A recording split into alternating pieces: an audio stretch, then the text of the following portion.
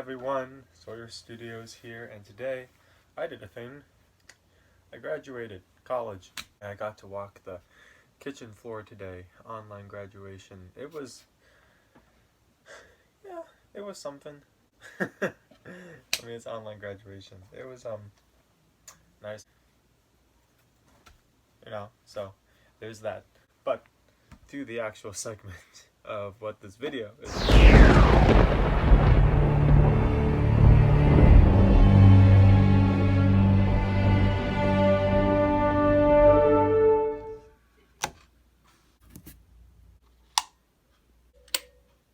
I wanted to do a video for a long time about buying Lego on a budget, and I know that a lot of people out there, including myself, we watch Solid Brick Studios with David Hall, M&R Productions, Just Too Good, Ash and Flash, all these guys, all these big Lego names, the Brick Vault, Sofer, Jane Bricks, and it gets a little personally, they have so much money and they get, sponsored by these ads, and YouTube pays them and stuff, and they're able to purchase these Lego sets and get their channels rolling. Of course, they didn't start there. They had to build themselves up to where they are now. So good job for all of you guys. But for us who want to, who are, I guess, Lego channel wannabes, we can't necessarily put in all of that money to Lego so that we can get there, or that we can even be sustainable. So this is going to be me talking about how I budget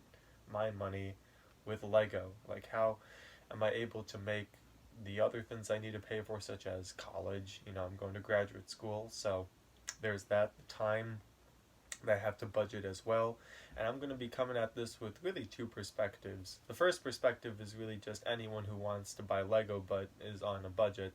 Second perspective is buying Lego but as a Christian, which I am. So if you're interested in that, that's going to be talked about second. But first, budgeting Lego when you do not have just all this money to buy Lego. And you see these videos of $1,000 Lego haul, and I just did a pretty big Lego haul. I think the amount of money that I spent this past week on Lego was probably around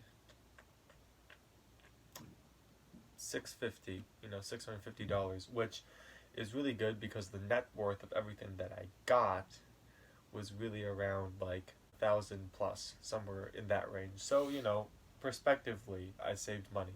But that's still a lot of money to put on Lego when you have other expenses. So how do I do it? First of all, you need to make a list of sets that you know are coming out that you definitely want to buy.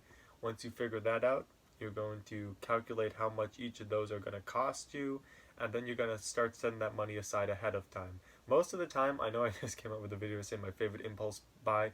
I usually don't impulse buy. I meditate on these sets for a very long time and figure out which sets I really want. Most of the time, I don't get all of them because I just can't.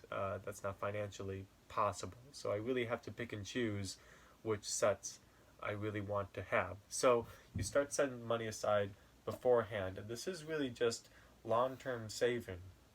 Once a wave comes out and I buy Lego, instantly start long-term saving for the next wave. Just calculate an average cost that you're probably going to want to spend and then start saving. You don't want to find yourself at the Lego store not having saved money and then dropping money that should have been going to your phone bill or your car insurance or house payments, car payments, something like that. You want to make sure that you have a separate fund set aside specifically for Lego, and that you correctly balance it so that you're not going in debt. Another thing is that you want to really think about, after you make that list of all the Lego sets that you want to leave it there for a couple of days, come back to it, and really reevaluate, do I really want these? Because a lot of times, when these new pictures come out, you're like, oh my gosh, I want everything. Well, what do you really want? Because a lot of it is just the initial oh my gosh reaction to the pictures, and then you have to really settle in thinking okay, do I really want this set? And yes, I'll admit there's been some sets in the past that I wish I've gotten that I didn't necessarily buy, and I didn't really think about. I was I don't really want this, but overall that's very rare, because I have had some sets that have gone, and I'm happy I didn't buy them. That there's no regret, and I think that definitely outweighs the regrets. And it's really just about knowing yourself. Like, who are you? What Lego are you collecting? What do you want to have on your shelf a couple years from now? What are you working towards? So that's also very important. Another thing that is also helpful is, if you're if you get a job at a Lego store, you get the Lego employee discount, which is a really good way to get some discount Lego and also work at a place that you really like, which I personally do not have a job at the Lego store. Also, you need to just keep watching for, sales on such as like Walmart and Target and, even Amazon. Just watching out for those. I mean, sure, you don't get VIP points for Lego, but you're saving money on getting Lego sets, which is really, in my opinion, more important than VIP points at times. For me personally, I've been collecting Legos since 2010. These sets, I have some packaged up and stuff, but this is, there's some sets up there, but this is really the bulk, and then I have some bigger sets over here. But, this is really the bulk of 10 years of collecting. Buying what sets I can. Being very young, having a very small allowance, or not having an allowance at all, to just have to wait for like Christmas or your birthday to get Lego sets was difficult to be a collector, which it really just started there, and it just kept growing and growing and growing, and eventually I got to where I am, where I'm collecting Lego. That's how you budget your money. You have to just make sure that you have all your expenses down for the future, like 6 months really in advance, and then you make sure that you set money aside. I always set the bar a little bit higher, because there's always those times where a Lego set might come out and it's a little bit more expensive, or it's a little bit less expensive than predicted, or Lego just throws something random in there, a set that's really cool that I really want. So, just budgeting what you want, making sure that there's leeway, making sure that you have money set aside for the important things. Okay, so budgeting Lego as a Christian, though. This is something that I do personally. You don't have to do it this way, but this is how I do it. This is just a way to prevent me from making Lego an idol and just making it purely something that's a hobby. Because there is a very dangerous line between making Lego an idol, something that you really put all your time and effort into, versus just something that's nice to do.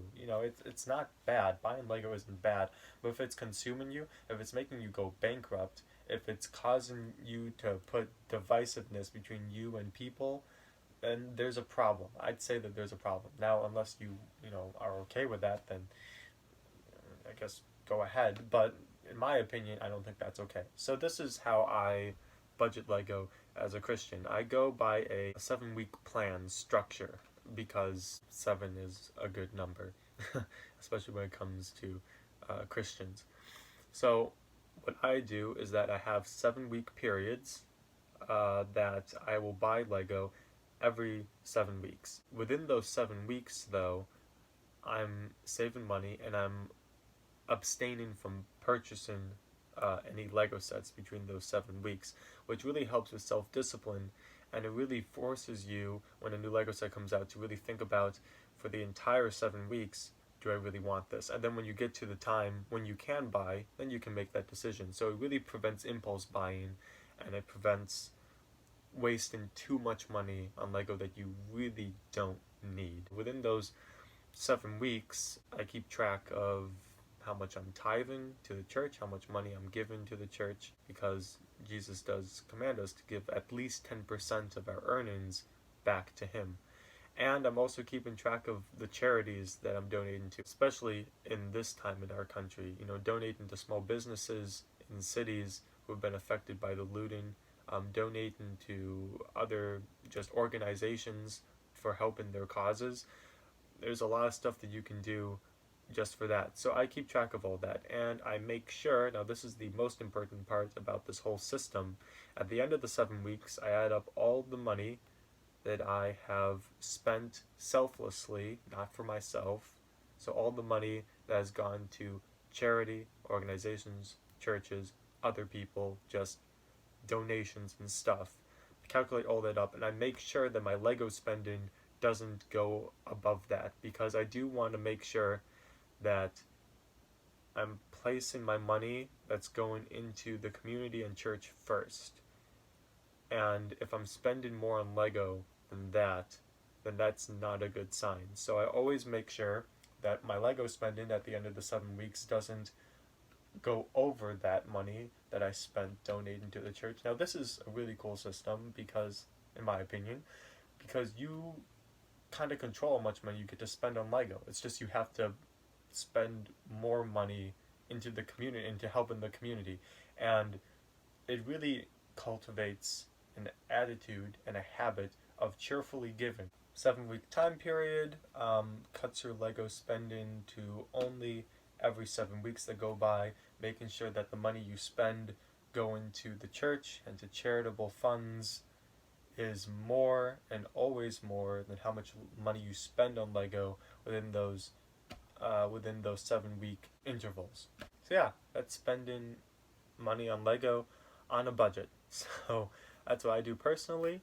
Let me know down in the comment section what you think about that. Also, please let me know down in the comment section how you budget your money on Lego. So yeah, thank you for watching this little segment on budgeting Lego wisely and with a faith background. Alright everyone, this is Sawyer Studios, and I will see you again next week.